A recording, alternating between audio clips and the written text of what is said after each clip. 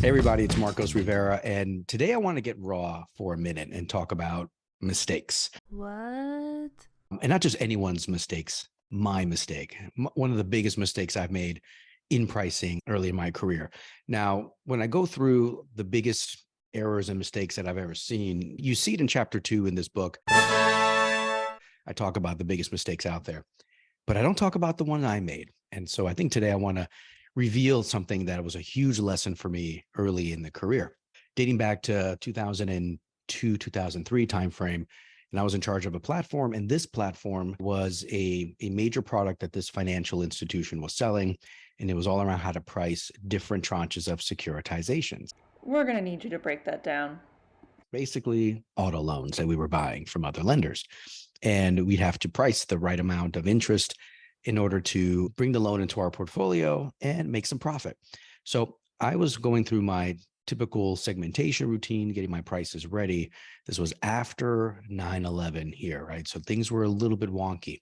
Didn't take that into account too much until later, which I'll reveal in a minute. Did my segmentation, said, okay, these are going to be the interest rates for these types of loans, for these types, and so on.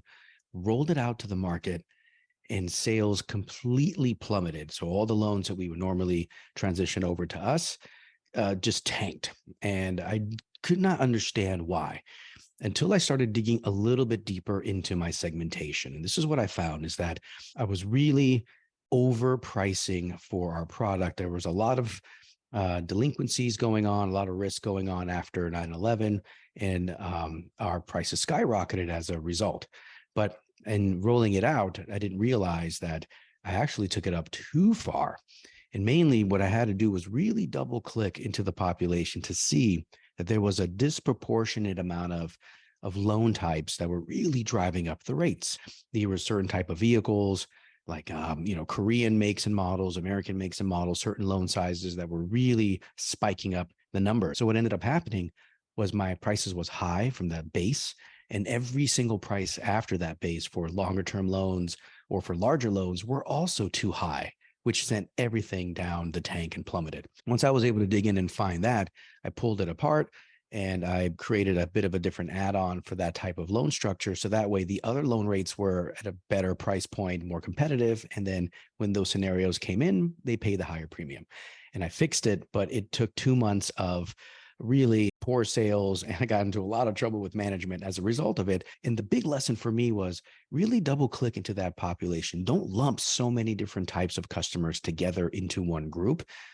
You may be artificially overpricing yourself, artificially adding too much complexity, or artificially too much friction in the process. Make sure that you double click, you take that extra look, and you break down your customers properly. That's one of the biggest keys and secrets to good pricing. All right. So hopefully my mistake was something that revealed maybe something that you might be overlooking or maybe want to pay a little more special attention to.